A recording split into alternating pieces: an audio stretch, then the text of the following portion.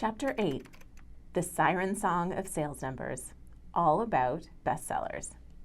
When my first book topped the print book charts for Amazon, I tried to update my description to include Amazon overall #1 bestseller. Amazon rejected it.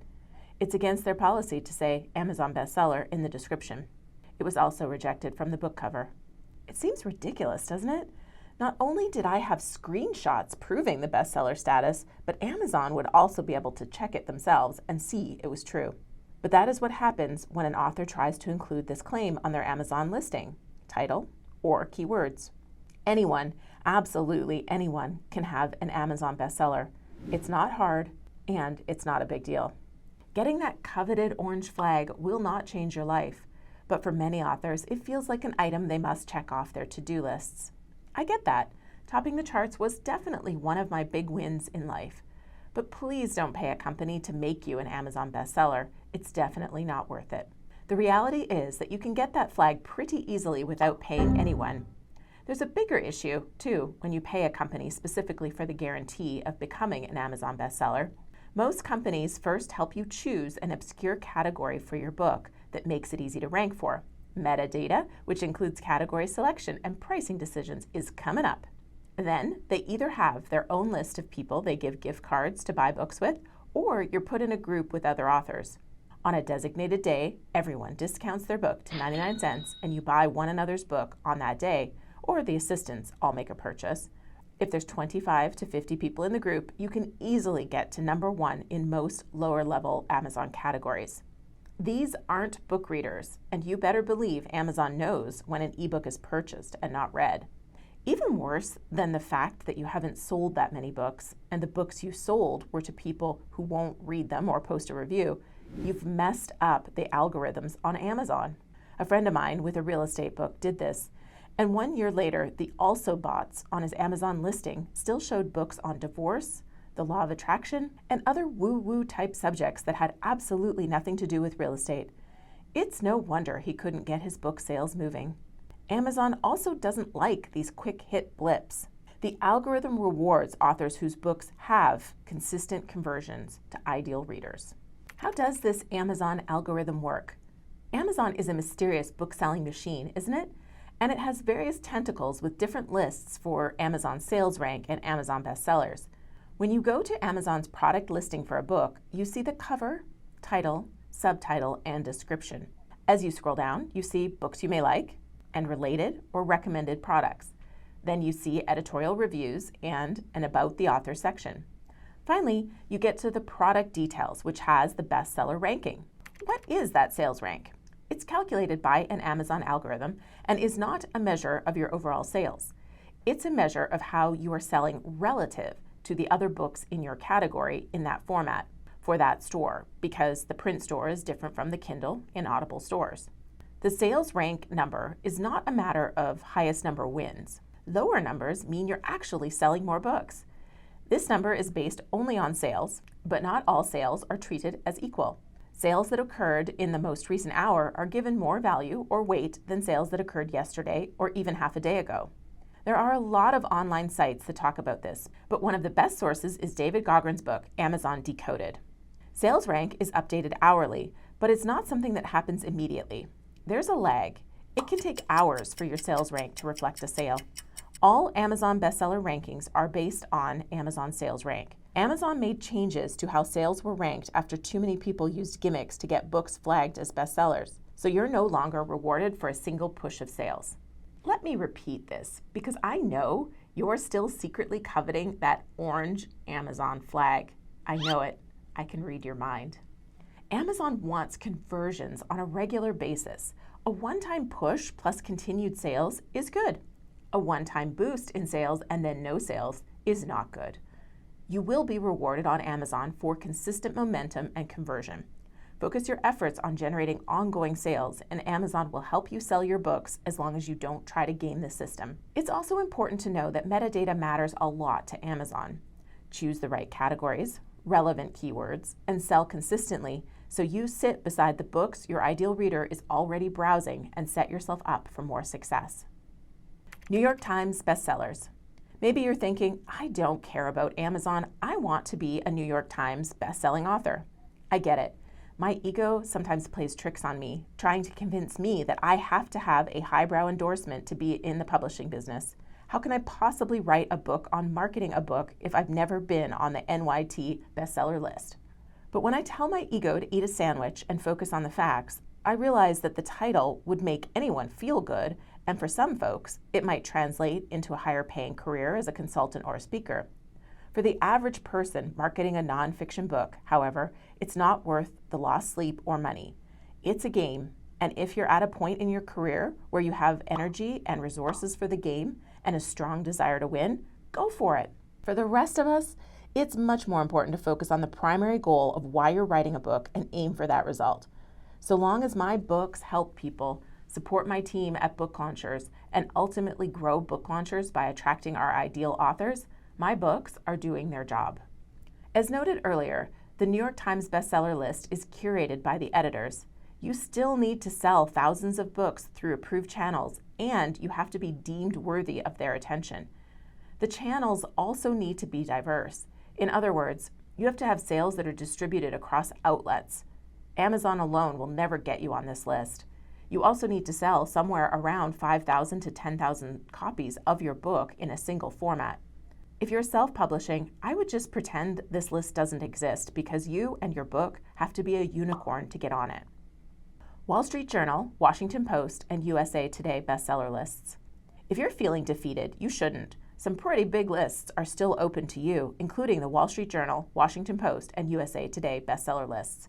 These outlets use NPD BookScan, which collects point-of-sale data to compile their lists.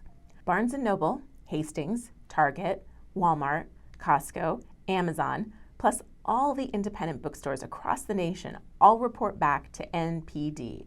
To qualify for the Wall Street Journal list, you'll likely need to shoot for at least 5,000 book sales in a week through these various channels, but some authors have reported hitting it with 3,000. Of course, the number changes week by week depending on the hot titles you're up against in any given week. The list is also divided by format, so it can be challenging if you sell 5,000 copies split between print books, ebooks, and audiobooks. Washington Post bestsellers alternate between hardcover and paperback lists each week. They count hardcover, paperback, and ebook sales and use a combination of NPD reporting and Amazon reporting. The interesting thing about the Washington Post list is that it includes Kindle Unlimited books. The Post is also the first publisher to syndicate Amazon Chart's most read list. This list measures the books millions of Amazon customers are really reading and listening to by looking at the average number of daily Kindle readers and Audible listeners each week. USA Today ranks all print and ebook sales from select groups of booksellers in one massive list, which can be easier to hit than a single category like hardcover or ebook. Each list has its own nuance. If making one of these lists is vitally important to you and you don't have a strong platform, you can hire a company to get you on them. This cost is somewhere between $30,000 and $100,000 to buy your way on these lists. But that doesn't mean your ideal reader is buying your book, reading it, and wanting to hire you or put you on a stage. If you go this route and pay for placement, you had better have another way to monetize that title of best-selling author. Hitting these lists requires coordinated timing of sales. Most of us need to provide some sort of incentive to drive people to buy during the period of time needed to get on a list. This is the reason why we recommend the maximum momentum launch strategy in combination with the periodical bestseller launch strategy from the previous chapter. It also helps to funnel some bulk orders through companies that report individual sales back to NPD. This takes a lot of effort, and it's why most people hire a book launch coordinator if they're really serious about these lists. Your book birth plan. How are you measuring success? When I was pregnant with my son Jackson, the doctor encouraged me to create a birth plan. I could see the benefit of planning ahead, but I also had a really full plate. My second book, The New Brand You, launched when I was only a few months pregnant. At the same time, I had licensed off all of my real estate training courses and had to support the licensees, was working on my visa submission to move from Canada to the US, and was putting together my business plan for book launchers. On top of all of this, I was ridiculously sick with morning and afternoon sickness for 7 months. Creating a birth plan just didn't fit for me. Instead, I did research and understood what was likely to happen and what decisions would need to be made when I went into labor. I didn't put any pressure on myself to have a natural birth or do it one way or another. My big picture goal was simple: to give birth to my baby and not put our health at risk. I kept an open mind, and because my definition of success was to have a healthy baby as safely as possible, I wasn't set on getting there in a specific way. What happened, I never would have planned for anyway. My son was born 10 days late, and I required a C-section. If I'd created a birth plan, it would have been useless, but we were both safe and healthy, so my goal was achieved. Being clear on your bigger picture goals, doing research so you understand key decisions, and leaving details a little looser might be a good approach for you as an author as well. Look at what else is on your plate in your life and business. How much pressure do you want to put on one launch day? The answer is different for everyone. There's no right way to put a book into the world. Much of what you have been told by others feeds an outdated publishing industry or is designed by companies to sell programs and services. There are certainly optimal ways to meet your goals, but do it your way. You're no less an author if you don't make a major list, just like you're no less a mother if you don't have a natural birth. Remember, the launch is the beginning, not the end. If you put all your energy and effort into driving hard into launch, you may not have anything left to do the work needed to gain momentum and enjoy the benefits of your book. From what I know about our book launchers authors, the ones who kept going for a year or two post-launch are the ones who really enjoy the benefits. Shel Phelps, author of The Big Bliss Blueprint, 100 Little Thoughts to Build Positive Life Changes, was 2 years post-launch when she appeared on the cover of a local magazine. She never stopped promoting her book and serving her audience, and it's still paying off, but it took time. Robert Bell landed his TED Global Ideas talk more than a year post-launch after doing every podcast interview that came his way. It's been viewed more than 2 million times. Again, I'm not saying don't go for a list. It can be fun if you have time, energy, and drive. But for many authors, the book is a tool to achieve other goals, and your resources are best served maximizing the opportunities it can provide. Most importantly, remember that it is never a matter of launching your book and becoming instantly successful.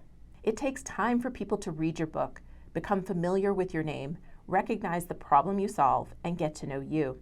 Even with the success of More Than Cash Flow, it took about 6 months before we really started to see the benefits with our businesses. I hired a PR firm 4 months after launch for a big second push, and it took almost a full year before things were dramatically different. I didn't launch and stop. Part of your ongoing work involves monitoring how you're doing. Measurements are useful because they give you hard data, but it's how and why you use them that can be important. You can use your launch to measure your success in terms of book sales, or you can look at your launch with a different lens and focus on metrics that are more likely to move the needle in the direction of your bigger picture goal. Measurements that monitor your momentum. Sales numbers give you data that helps you understand what is working and what isn't as far as promotions and other tactics you use to sell books. There are other things to monitor to get you where you want to go, using your book as a tool in your brand growth and business. Instead of measuring books sold to determine whether you're successful, track what matters the most to your main overall goal by looking at media appearances. Track coverage, audience size, and connected opportunities for a year or two, and you might be stunned to see how much media appearances have done for your business and brand. My book promotion efforts put me on podcasts where the audience maybe didn't buy a book, but the podcaster became a client of book launchers. One of Rachel Brown's goals was to be on Forks Over Knives, and her book got her the feature. Tracking your media appearances with contact information is smart too, because you can go back and follow up for additional features in the future. Your platform growth. Measure the number of people entering your ecosystem. Newsletter subscribers, social media followers, and people in your online or in-person groups that you manage. Use each opportunity to increase exposure to your platform. Look at what is working and what isn't, and do more of the former. Using a book to build a platform is really smart because it allows you to offer much higher value to your audience in the future. New connections. Make a list of new connections with influencers and other industry names who will help you grow your audience and credibility even more.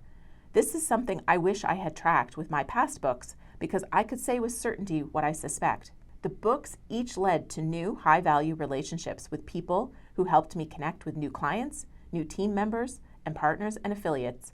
If increasing your brand awareness is important, this would be a great metric to start tracking after your book launches.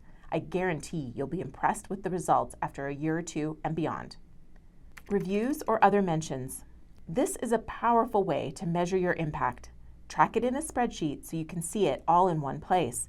And you also might uncover something that you've said that people keep mentioning in their reviews or posts. This could become the subject of your TED Talk, like Robert Bell's, or a new talk you start selling.